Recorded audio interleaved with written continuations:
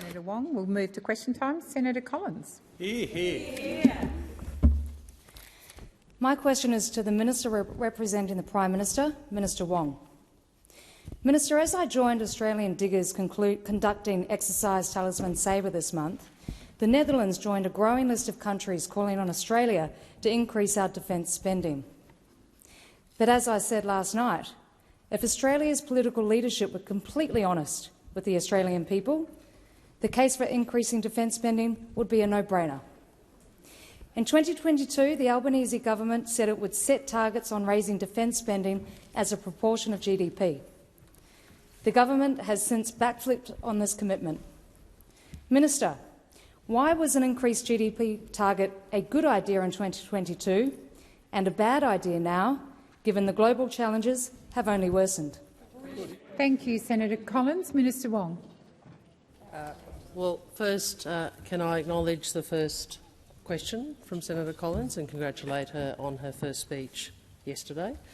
Can I say to her she would be aware, I would assume, that that we have increased defence spending over the forward estimates and over the decade, an additional $10.6 billion over the forwards and $7.6 billion over the decade. As the Prime Minister has made clear, we fund capability, and we are very conscious of the first responsibility of a government is to ensure we keep our people safe, we keep our nation safe. Critical to that and central to that is obviously ensuring defence has the capability that is required to deal with these uncertain times. And that is why we have increased defence funding to record levels, to the biggest peacetime increase in Australia's history. So I would also make the point, and that the senator was not part of the government which delivered this, that what we saw under the previous government was a lot of press releases, but very little capability, and in fact some 28 projects running nearly a century behind schedule. The cumulative slippage in capability acquisition under the previous government was 97 years. Now, the senator is one of those who does understand the strategic circumstances Australia faces. She would also understand, given her deep knowledge of the Pacific, the importance of all arms of national power being directed to Australia's national security, defence first amongst those, but also diplomacy, economic engagement, and she described it as a form of integration with the Pacific. Sorry, the senator described it as a form of integration. Senator Collins, first supplementary. Minister, it takes an appreciation of the Australian Defence Force to understand the pressures our men and women in uniform face and the sacrifices they make for our country. Minister, is it correct that the Prime Minister has never attended and participated in an Australian military exercise? Minister Wong. It's a disappointing question from a senator who I think actually has well, it is a senator who I think does have an appreciation of the importance of the role of the ADF. Order. Senator Watt, I've called order. Minister Wong, please continue. Well, thank you. That's because I held her in regard. And what I would say through you, President, to the senator is the Prime Minister absolutely understands what the men and women of the ADF do for our country. I think she may have been, amongst others, at the ceremony at the War Memorial, where the Prime Minister, as always, spoke, and he spoke about the importance of service and the debt of gratitude all of us owe all those who serve. I would also say I had the privilege over the weekend of standing with service women from 3 countries, 3 services. Order. The time for answering has expired. Senator Collins, second supplementary. Minister, while the Prime Minister spent 6 days in China visiting tourist sites to pay homage to past Labor leaders, He missed our biggest and most significant joint military exercise. Minister, why didn't the Prime Minister visit our troops at Talisman Sabre when he did make time to visit People's Liberation Army officers in China? Why does the Prime Minister think national security, defence and meeting our allies is somebody else's job? Order.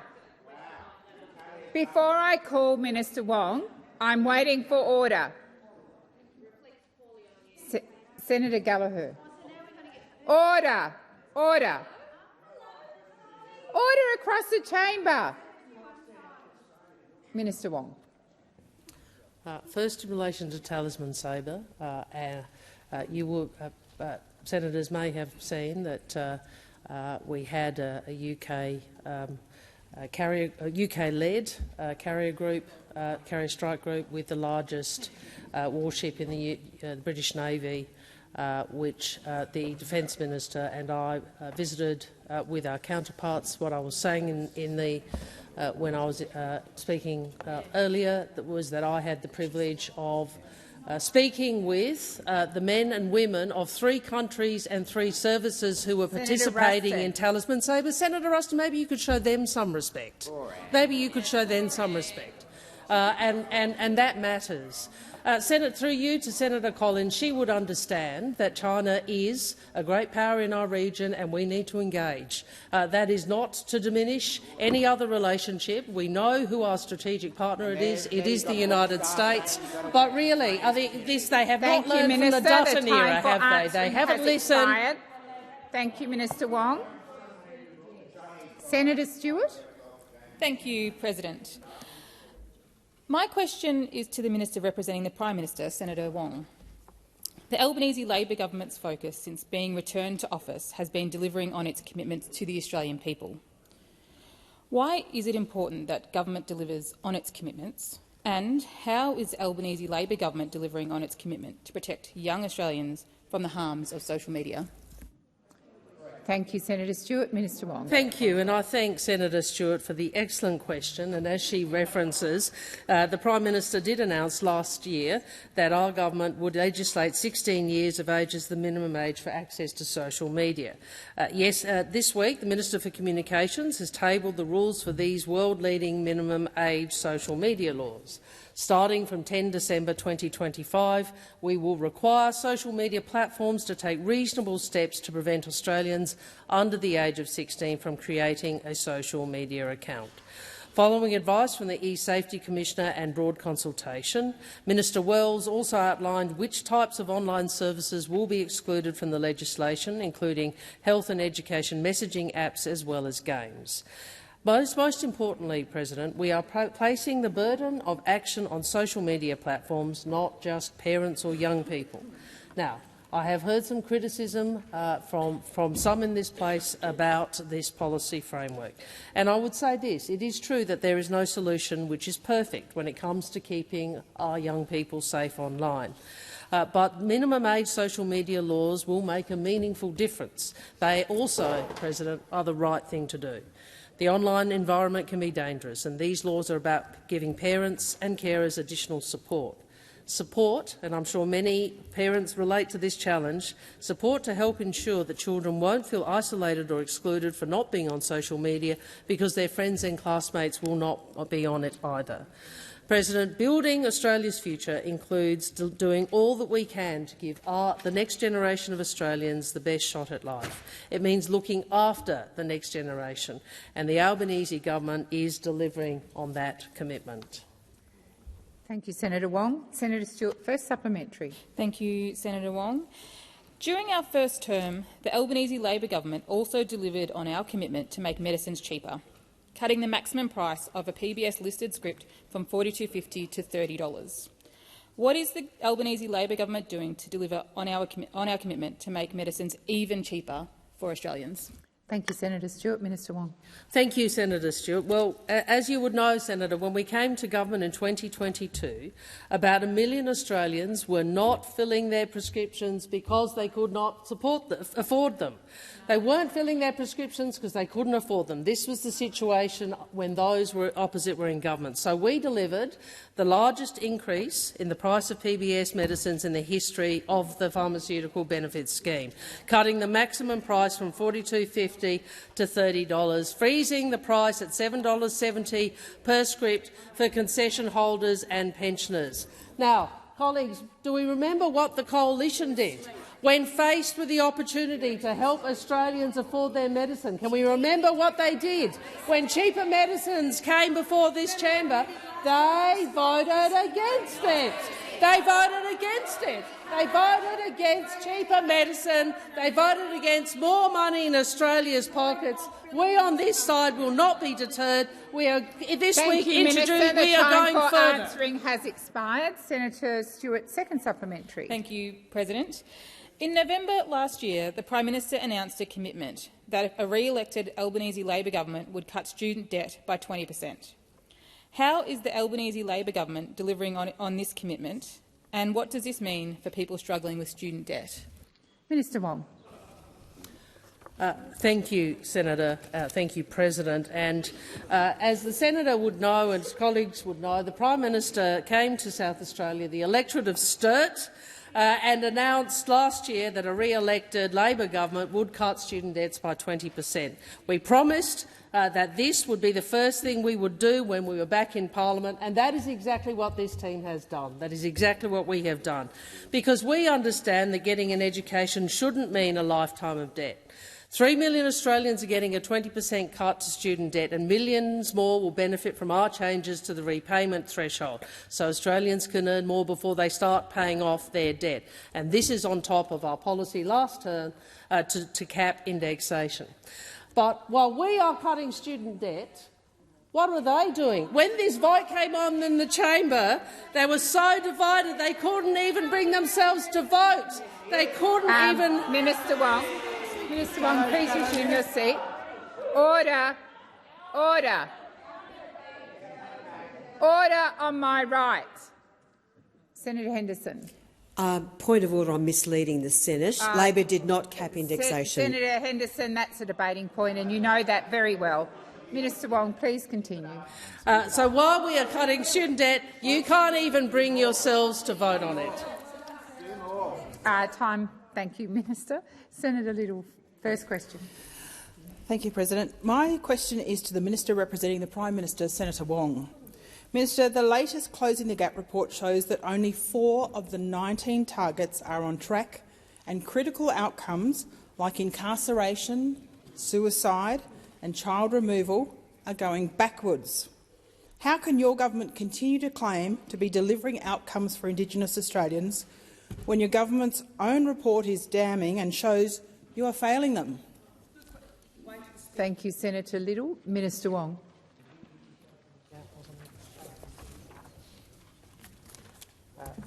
Thank you, President. Thanks, Senator Little, for the question. And Senator Little would be aware that the Productivity Commission report today in relation to updated on closing the gap. Obviously, we are making progress in some areas and insufficient progress in others, and the government acknowledges that. And I think you would have heard Minister McCarthy speaking about this publicly. 4 targets are on track to be met.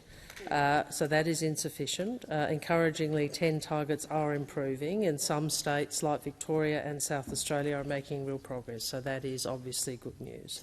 Unfortunately, the Northern Territory is not, and the report shows that, in fact, there is less. The Northern Territory is going backwards.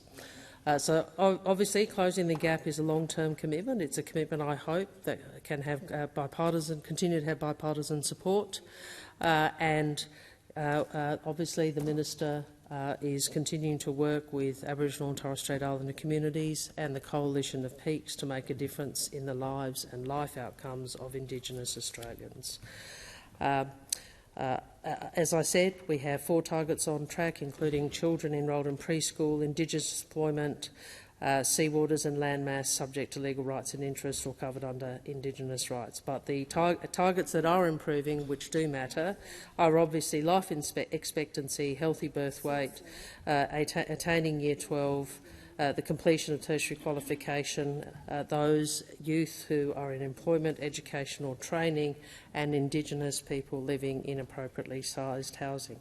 The four really concerning ones are those not on track and worsening. So early childhood, incarceration, which I know is something the Chamber has been discussing, Indigenous children aged up to 17 held in out-of-home care, and Indigenous suicide rates. And obviously, as a country, we need to do better on those. Minister. The time for answering has expired. Senator Little, first supplementary. Thank you, Minister Wong. Of course, we need to do better. Why does this government continue to talk about listening and reform while the reality is that under Labor, incarceration rates are rising, up 3.5%, Indigenous suicide rates are worsening, up 9.4%, and youth detention is up 11% since 2022. Isn't this more proof Labor governs with slogans, not substance? Thank you, Senator Little. Minister Wong. No, I don't agree with you, Senator Little, and I don't think any government of any political persuasion. Senator Little, second supplementary. Well, let's try this one. The evidence is there. The latest I'm sorry, Senator Wong. I thought you had.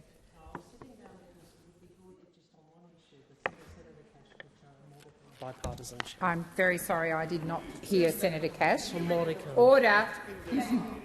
Order. Order. Senator Little, I think the minister's, beg your pardon, the minister has more to add on your first supplementary, and there needs to be silence across the chamber. Minister Wong. Look, Senator Little, I may not agree with every policy prescription, but I respect your commitment on these issues. And what I would say to you, and I think you know this, that no government of any political persuasion has delivered the sorts of outcomes on closing the gap targets that we would want, whether it's your governments from your side of politics or ours, state or federal. We know that, and we have to do better. And I hope that we see in this term the continued improvement in some of the targets that we are seeing, and I hope the 4 targets you mentioned, which I was upfront about as worsening, are ones that we can turn around. We know that all of us, this parliament, governments of all political persuasions, state and federal, territory level, have to work together to try and ensure we do better on these targets for communities. Senator Little, second supplementary. The latest Closing the Gap report also shows that the target to reduce overcrowding in Indigenous housing is also not on track. Since the Albanese government was elected in 2022, how many new additional homes have been funded by the Commonwealth for Indigenous Australians in the Northern Territory? And what is the net increase in housing supply in the Northern Territory? Thank you, Senator Little. Minister Wong. Thank you, President. Senator, I will see if I can get more detail on the housing point and the specific issue of how many additional housing since we came to government in 2022. I would make the point that the information before me is that appropriately sized housing, which is target 9A, I think, I have listed as improving but not on track. So I will certainly get for you whatever additional information Senator McCarthy can provide in relation to that. Obviously that means we're not meeting the target, but I hope what my brief says to me is that it is improving from where it was. Thank you, Minister. Senator Hanson-Young. Thank you, President. My question is to the Environment Minister, Senator Watt. The toxic algal bloom in South Australia has been wreaking havoc on our state, on our fishing industry, our tourism industry, our community. Our beaches may be closed over summer. Our beaches are littered with dead fish, dolphins, seals, rays. Isn't it true, Minister, that if this devastation was happening on Bondi Beach, you would have spent a bit longer than 11 minutes checking it out? Thank you, Senator Hanson-Young. Minister Watt.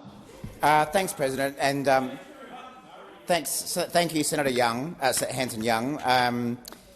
It is a shame that Senator Hanson-Young is so intent on playing politics with this very serious environmental event that the bit she left out of her question was the fact that when I visited Adelaide last week, I announced $14 million in funding from the federal government to support the response and recovery to the algal bloom. You forgot that little bit.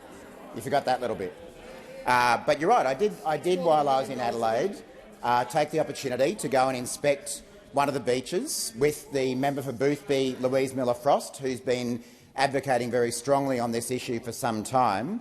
And I was also pleased to see this week Premier Malinauskas make further announcements about the joint federal-state response to this event, which included some of that funding, which will not only go towards supporting greater scientific research to understand the causes, effects and responses to this event, but also that funding will go towards supporting the many businesses who are impacted by this event.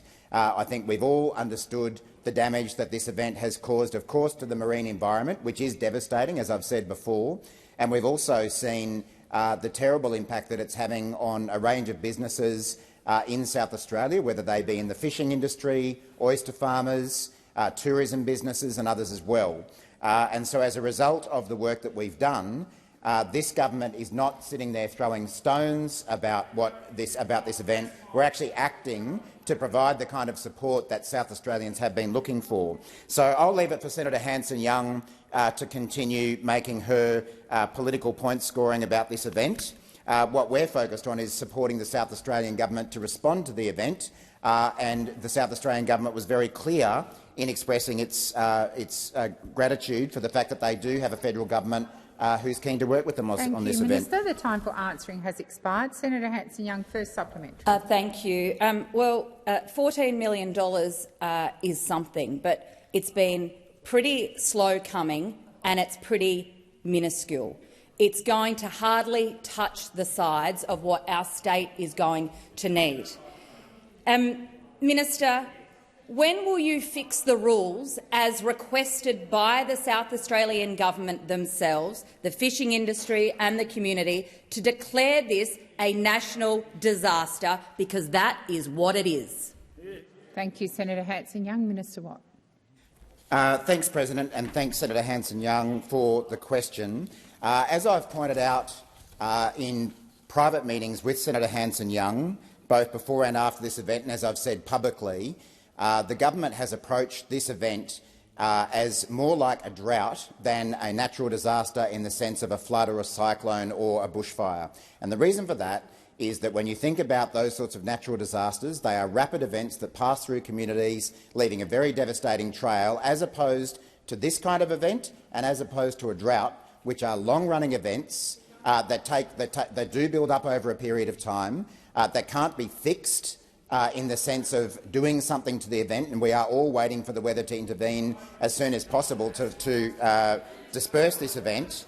But in the meantime, what we're providing is that $14 million as half of a $28 million package, and that is every single dollar that the South Australian government asked for. Senator Hanson-Young hasn't been able to come up with a proposal about what we should do other than get out there and issue press releases.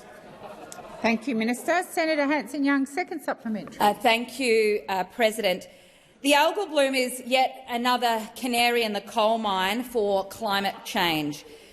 Who will you make pay for the damage of this disaster? Because it's time that you made Santos and Woodside pay for the damage of their toxic fossil fuels. Will you make them pay?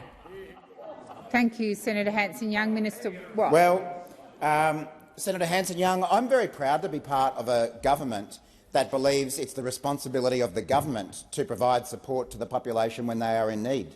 So that's what we've done. We've used public funding, taxpayer funding, to provide support to the South Australian environment, to the South Australian community as they need that. We're not actually interested in playing the kind of political games that the Greens are around this to advance some sort of political point scoring. What we've actually done is work alongside the South Australian government to provide them with the support that they requested, every single dollar that they requested, within 24 hours of receiving the request from the South Australian government, and we're working very cooperatively with them to make sure that that support is provided. So again, if the Greens want to focus on issuing press releases, coming up with slogans, holding rallies about this event, that's your right.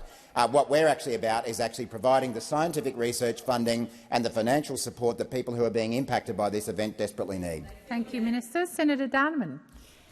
Thank you. My question is to the Minister for Women, Senator Gallagher. Since coming to government in May 2022, the Albanese Labor government has made driving gender equality a key national priority.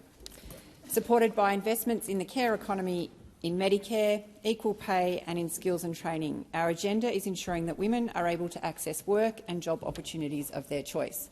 Minister, why is the government investing in skills and jobs for women? Thank you, Senator Darmanin. Minister Gallagher. Thank you very much, President. I thank Senator Darmanin for the question, and it is an important one, and one that the government has focused on since day one. When we came to government in May 2022, we set about placing women's economic equality right at the front of our economic policy thinking, but as a priority across the government. And we have put in place a number of measures to make sure that we are driving equality across the economy and across the community. And they include, when we look at wages, skills and job opportunities, measures like our tax cuts, which have delivered tax cut for every woman taxpayer, with 90% of women better off under the reshaped tax cuts that Labor did in the last term. We've of course seen record low gender pay gap. 11.9% of. Order. You don't like women getting a better share of the tax cuts there, Senator Bragg. You don't like the gender pay gap lowering to the lowest on record. Women earning $217.40 more per week on average than we did when we came to government. 600,000 new jobs for women, record high Labor participation. And why? Because we are making investments in early childhood education and care, and in the care economy, so more women can have more choices and more opportunities, and if they choose to work an extra day at work, then that opportunity is available to them. We've seen investments in skills like free TAFE, establishing the Commonwealth prac payment for teaching, nursing, midwifery and social work. That, of course, will support women who are undertaking those courses, and, of course, cutting the HECS debt. This morning the Senate passed that very important reform. We've reformed indexation, and women are 60% of the HECS debt holders, and the reforms passed by this parliament will help them enormously. Senator Darmanin, first supplementary. Thank you, Minister. We know the Australian labour market is highly gender segregated. Why is it so important to challenge this segregation in the interests of the Australian economy? Minister Gallagher. Thank you, and I thank Senator Darmanin for the question. We do have one of the highest gender-segregated labour markets in the OECD, and to us, on this side of the chamber, that's not good enough. We want to make sure that every girl and every boy in Australia gets to do what they want to do, that there's no barriers to them doing the training, doing the work experience or doing the job that they've always dreamed of doing. And at the moment that's not the case. We have a highly segregated labour market and we want to change that. We want more women going into the traditionally male jobs, and we want more men going into the jobs that have been traditionally held by women. And now, as we're dealing with some of those care economy wage issues, we are seeing more men go into aged care for the first time, and that is welcome. And we on this side of the chamber will always pursue equality. We don't want to see a labour market where anyone is held back, but particularly women denied those opportunities. Thank you, Minister. Senator Darmanin, second supplementary. Creating opportunity for women is in our national interest. It is not just a measure of fairness, it is a driver of our success as a nation. How is the Albanese Labor government continuing to work to support the aspirations of women around Australia? Minister Gallagher. Thank you, Senator Darmanin, for the question, and you put it more eloquently than I did in my previous answer. But I can tell you what we will not be doing. We will not be subscribing to the views of those opposite, where we had this week the member for Longman Mr Young say men tend to be drawn to vocations that involve maths, physical exertion and construction and trades. Vocations like hairdressing, nursing, social workers and the like will always be more female-dominated. 2025 Liberal member quote from this week. We do not subscribe to that view. We also don't subscribe to views such as those of Senator Antic, who has said, "I think a little more patriarchy will help us out, not hurt us at all." Or that every angry gender studies professor who thinks they're going to crush the patriarchy has got some news coming. These are not views that are held over this side of the chamber. We want to see equality. We want to see equality for women, for men. We want opportunities for all. Answering has expired. Senator Payman. Thank you, President. My question is to the Minister for Foreign Affairs, Senator Wong. Yesterday, it was reported that a tanker carrying fuel refined largely from Russian oil docked in Kwinana in WA. While sanctions on Russian products exist, the fuel that has arrived in WA was reported to have been processed at the Jamnagar refinery in India. As we sit today, there are 3 stored oil tankers filled with products also tainted by laundered Russian oil, unable to ship to Europe because the EU has cracked down on the type of sanction evasions we're seeing happen right now in my home state. West Australians need to be sure that when they're pulling the trigger at the Bowser, they aren't helping to pull triggers in Ukraine. What is the status of this fuel shipment, given the sanctions the government has placed on Russia? Thank you, Senator Payman. Minister Wong. Thank you, President. Through you, President, as Senator Payman would know, we have imposed strict sanctions and other trade measures to restrict the import, purchase and transport of oil coming from or that originated in Russia. Last month, I announced our first sanctions against Russia's shadow fleet to help starve Russia's war machine of revenue. And as a result of the measures taken, direct Australian imports of Russian energy products have fallen from 80 million to 0 since before Russia's invasion. And obviously there's been bipartisan support for that. What Senator Payman references at a systemic level is what happens to energy products which enter via third countries. As I've said publicly, regrettably, the mechanisms we would need to track and monitor all energy products via third countries are not in place in those countries, and obviously we'll continue to look at what options we can utilise to place further pressure on Russia's oil revenues. I would note, I think the Senator referenced the European Union's ban announced on the 18th of July, which will come into place in January 2026. I'd note that the European Union has not yet issued any guidance about how that would in fact be implemented. I would also say, and I think the Senator referenced this, Australians do expect businesses to try and avoid their supply chains from inadvertently funding Russia's illegal and immoral invasion of Ukraine. Certainly the government does call on businesses to uphold that responsibility. But the answer to the question, Senator, is one, we have sanctioned, we've increased those sanctions, including on the shadow fleet, but secondly, regrettably, there are not the mechanisms in third countries to enable all of the issues you raised to be tracked. Thank you, Minister. Senator Payman, first supplementary. Thank you, Minister. The Centre for Research on Energy and Clean Air found that 55% of the crude used at India's Jamnagar refinery comes from Russia. Since the invasion of Ukraine, Australia has imported $2.3 billion worth of fuel from these refineries, with an estimated $1.3 billion flowing straight back to Russia in taxes. Can the minister assure Australians that this money will not be contributing to the invasion of Ukraine? Thank you, Senator Payman. Minister Wong. I think, Senator Payman, you're asking me to make an assurance about Indian refinery revenue. And obviously, you know, the Indian refinery, we are not the government that has responsibility for what occurs in the refineries that you outline. I really revert to my previous answer, which is, one, we have sanctioned Russia. Both parties of government have supported this. Secondly, we have now expanded those to include the shadow fleet.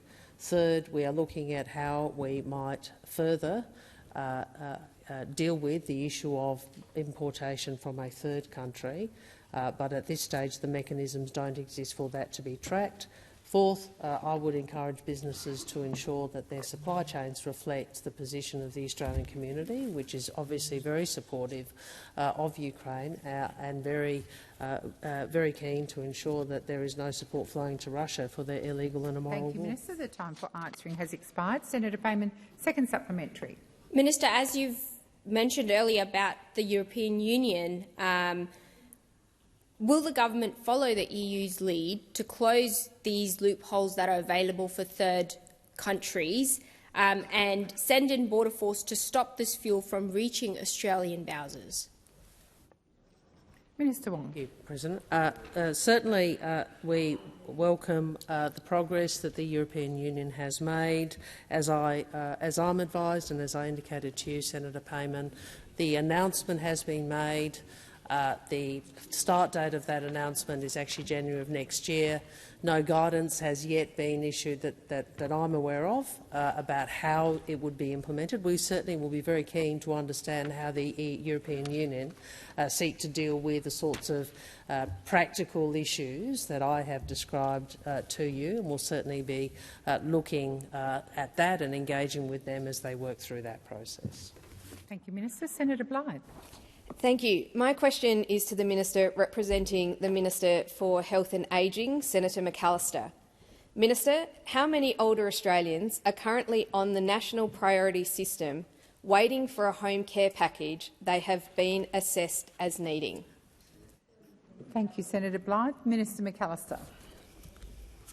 Thanks very much, President, and thank you, Senator Blythe, for the question. I acknowledge the Chamber's genuine interest over some time in ensuring that older Australians, older people in our community get safe, dignified and high-quality aged care, and it's why in the last term of parliament our government, and in particular the now Minister for Communications, did so much work in this area collaboratively across the chamber, passing the new Aged Care Act with support from the opposition, because this should be above politics. Oh, I'm sorry, Senator Blythe, I didn't see you standing there.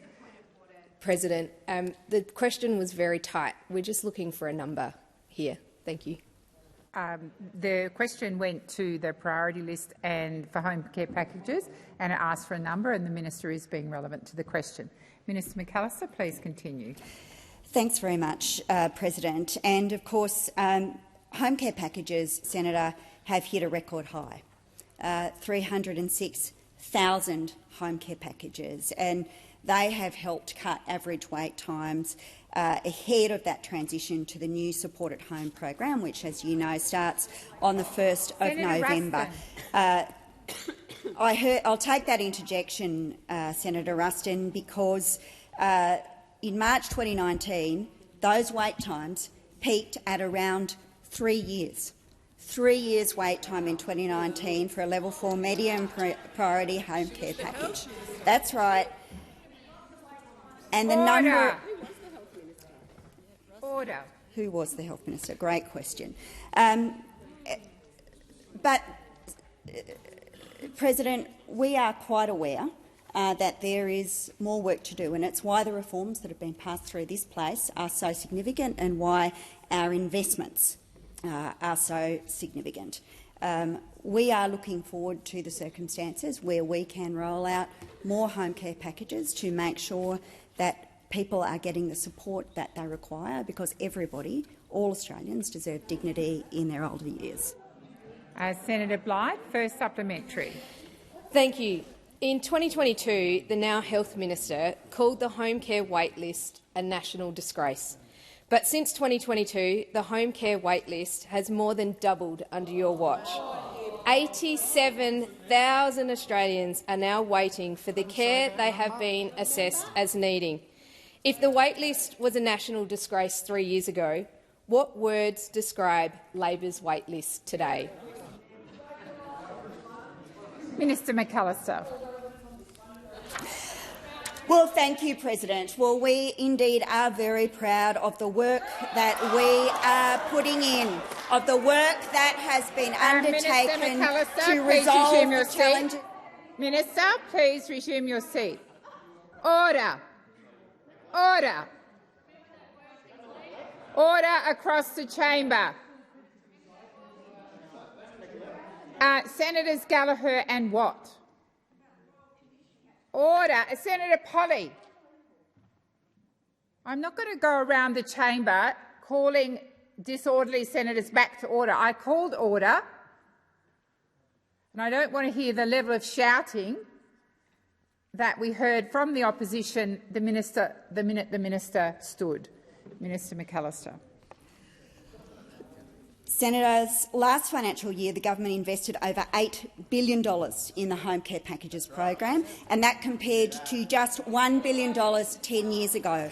Of course, we need to continue to invest in this sector because our population is ageing and more and more baby boomers are entering that time in their— Please resume your seat. Senator Ruston, stop the running commentary. Minister McAllister, please continue.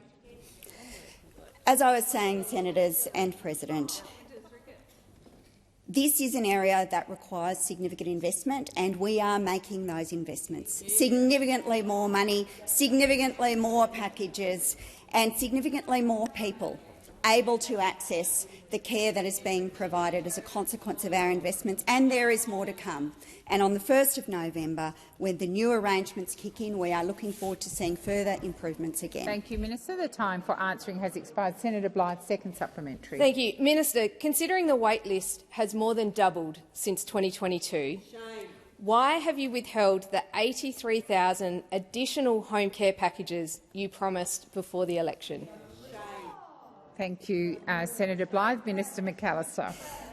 Thanks very much, President. Well, the New Aged Care Act will commence on the 1st of November 2025, and with it a new program will start, the Support at Home program.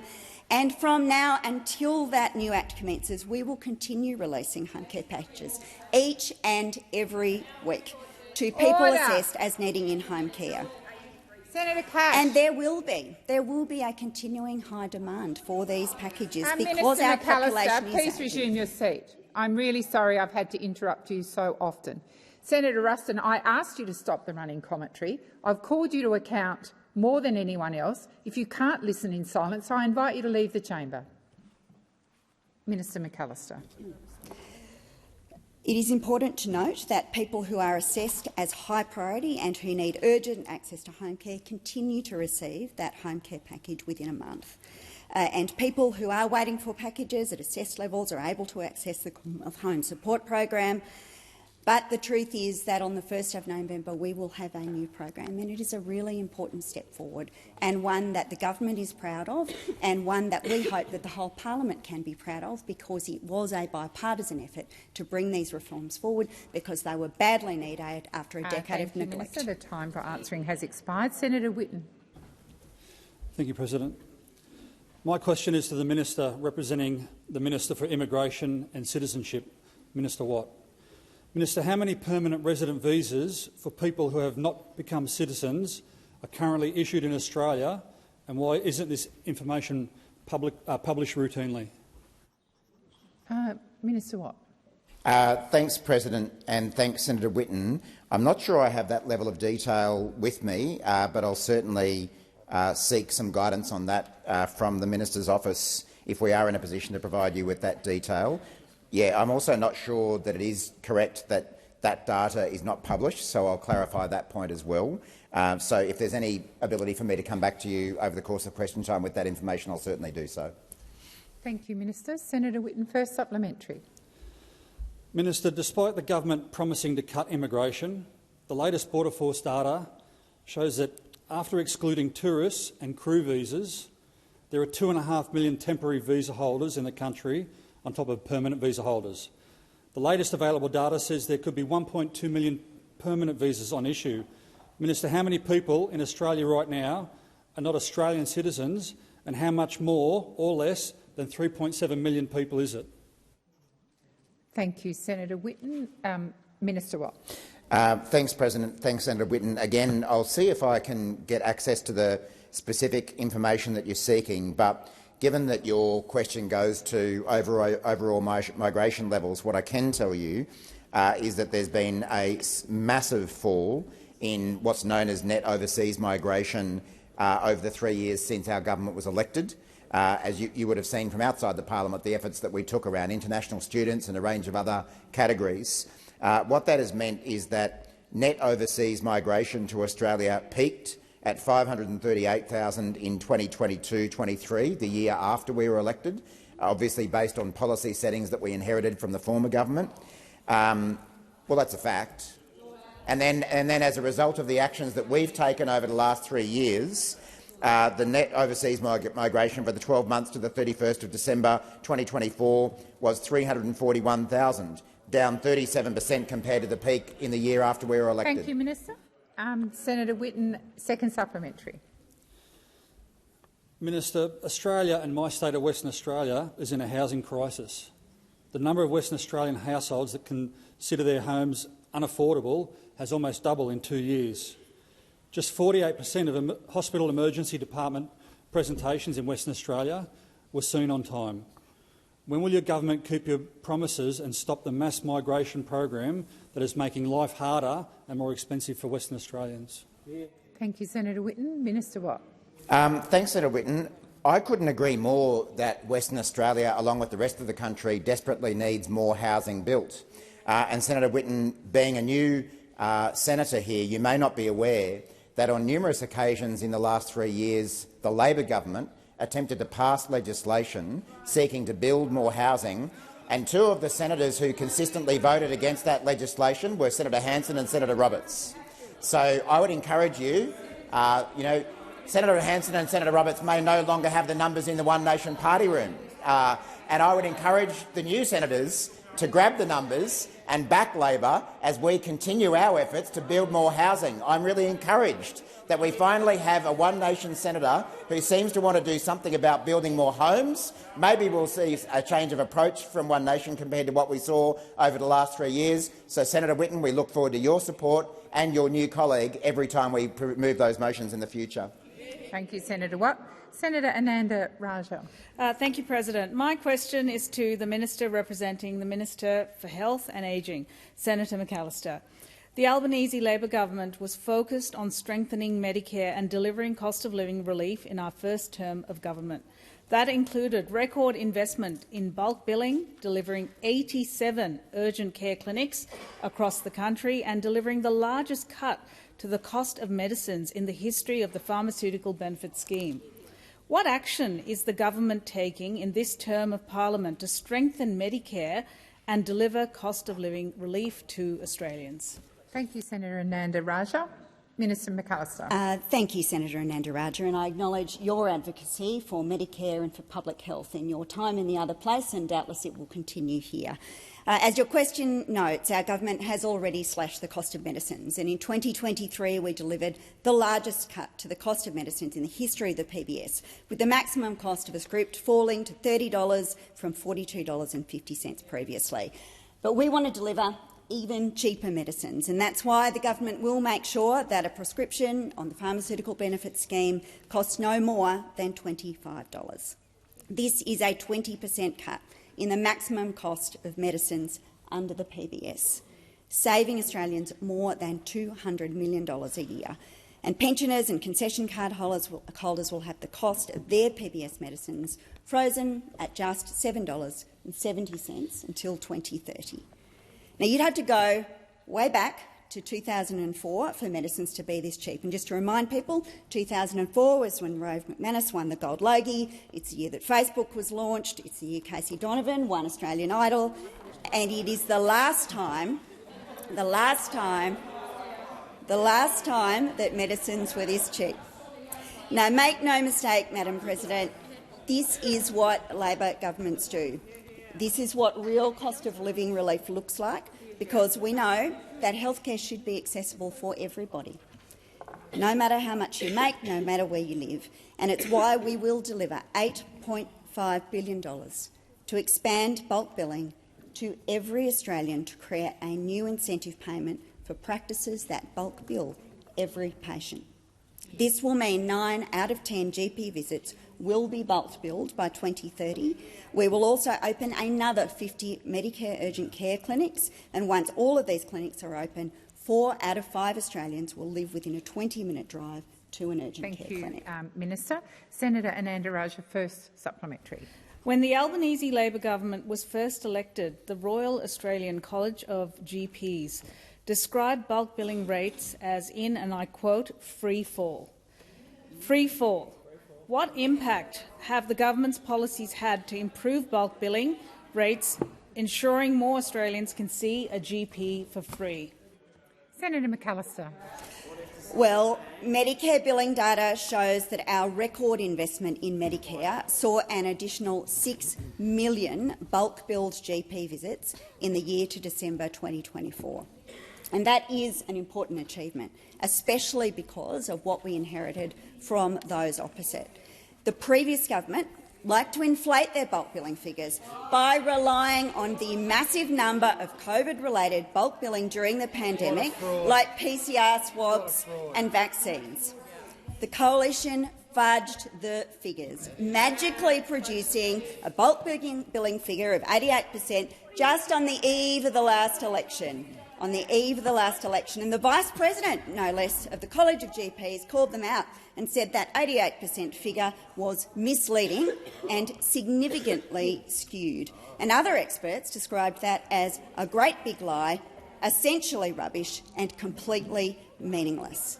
We are taking a very different Thank you, Minister. The time for answering has expired. Senator Anandaraja, second supplementary. Thank you, President. The Albanese Labor government campaigned on making the single largest investment in Medicare since its creation over 40 years ago, which will mean 9 out of 10 GP visits will be bulk billed by 2030. This approach received widespread support in the community and in the parliament. What progress has the government made on our plans to improve bulk billing rates over this term of parliament and beyond? Minister McAllister. Well, thank you, President. Well, on the 23rd of February, the Prime Minister announced our policy, the most significant investment in Medicare's history, an investment that will see 9 out of 10 GP visits bulk billed by 2030. And the Coalition, Mr Dutton and Senator Ruston, stood up that day and they said quite a few things. They didn't just say that they liked our policy, but they liked it so much, in fact, that they wanted Parliament to be recalled to pass it. Do you remember that? Remember that, Senator Ruston? That wasn't actually everything that Senator Ruston had to say on that day. She also said Peter Dutton, a man who has a very strong and proud track record as the Leader of the Opposition, but also as the Health Minister. So this was the Shadow Minister's favourite Health Minister. And what did she like most about Peter Dutton, one wonders? Was it attempting to introduce the GP tax? Was that the favourite thing, Senator Ruston? Was it ripping billions out of public hospitals? We stand by our commitments in the campaign, and the question is, do you stand by yours? Thank you, Minister. The time for answering has expired. Senator Sharma. Thanks, President. My question is to the Minister representing the Treasurer, Senator Gallagher. Senator, the Treasurer has said the government sees AI, artificial intelligence, as a huge opportunity for Australia. It's a key part of our productivity agenda, an absolute game changer. And regulation will matter, but we are overwhelmingly focused on capabilities and opportunities, not just guardrails.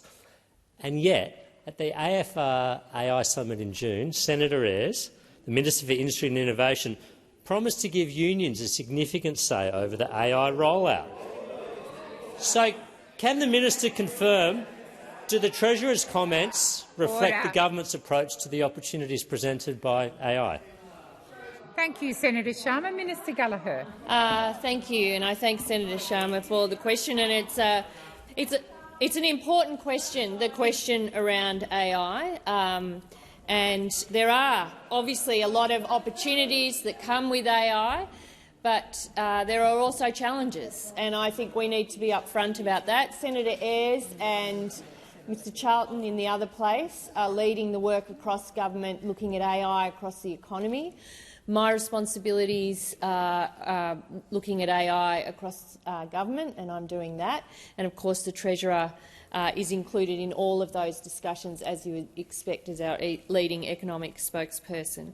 And we do believe there is a role, an important role for unions to play in discussions alongside with other stakeholders. And I've held a roundtable recently on AI. There is a lot of engagement from business community because They see the opportunities and challenges as well, and indeed in the last few weeks I've spent time with a number of the big companies in Australia who are implementing AI across their businesses, and all of them talk about working with their employees through one way or another, including with union representatives, because this is an issue that workers deserve to have a say on and to be involved in. This is a big change coming to workplaces. It's happening already. There is no going back. But there is a responsibility on us as leaders in government, in business, across society, to ensure that working people and jobs and the opportunities that come with AI are considered fully and different viewpoints heard. We make no apology for that at all. I would encourage the opposition to engage in similar terms. I mean, if you want to be serious about the opportunities and challenges of AI, get involved, talk to unions, talk to business and understand what is happening. Thank you, Minister. The time for answering has expired. Senator Sharma, first supplementary. Thanks, President. Thank you, Senator. The ACTU are promoting a plan for companies to be banned from receiving government funding and contracts if they don't meet union demands on AI implementation. So, given Minister Ayres' previous commitments to the unions, has the government made any concessions to the ACTU on AI ahead of the Reform Roundtable? Thank you, Senator Sharma. Minister Gallagher. Well, I don't think it's any surprise that the ACTU would advocate on behalf of their members and their member organisations, just as the Business Council come in and do the same. AI group, whether it's any stakeholder representation group, of course they do.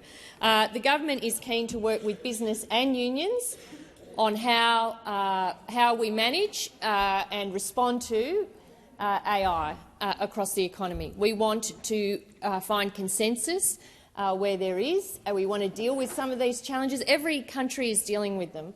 Australia is no different. But to suggest that the ACTU shouldn't have a voice, or that workers shouldn't have a say or be consulted or have a real influence on our thinking, I think is ridiculous, and it will relegate you. Those views will relegate you to the opposition benches for years to come, if that's the view that you hold. Workers have a right to have a say. Business has a right to have a say. Government should listen to all of that and find a sensible path through it. Has expired. Senator Sharma, second supplementary. Thank you, President. Thanks for that answer, Minister. Can the minister rule out that productivity-stifling concessions on AI have not and will not be made to unions in advance of the Reform Summit, and that outcomes won't just be another stitch-up like the last Jobs and Skills Summit? Thank you, Senator Sharma. Minister Gallagher. Well, of course, as Senator Sharma will know, the opposition are being represented at the Productivity Roundtable. So I think that the imputation that there's a stitch-up and all of that sort of language is very regretful, because the opposition have been given a seat at the table to engage in those discussions. We think there's a lot of opportunity that comes from bringing stakeholders together in that kind of environment to find areas of consensus and to work out ways through it. So we are very optimistic about the Productivity Roundtable. We hope that every invitee comes with ideas, but also prepared to listen to alternative views, and the opposition is going to be represented there. I guess it's over to the opposition whether they want to come with fully formed views like that disengage from the real opportunities, or whether they come with a willingness to listen. It's over to you. Thank you, Minister. Senator Sheldon. And my question is to the Minister representing the Minister for Housing, Senator Ayres. In its first term, the Albanese Labor government prioritised building more homes. They don't want to hear it, do they? More than 500,000 homes have been built. Senator Sheldon, Senator Sheldon was elected in May 2022. Resume your seat. Order. Order. Please continue. Please continue, Senator Sheldon. This sits alongside making it easier to buy and better to rent as one of the pillars of the government's $43 billion housing plan. Why is it necessary for the government to increase the supply of housing? Thank you, Senator Sheldon. Before I call the minister, order. Order. Order. Senator McGrath, I just called order. Minister Ayres. Well, I'm very grateful to Senator Sheldon, President, for that question, although I've been hoping for the whole fortnight that Senator Sharma would ask me the question that he just directed towards Senator Gallagher, because I have to say, his opinion piece in the Financial Review. Please resume your seat.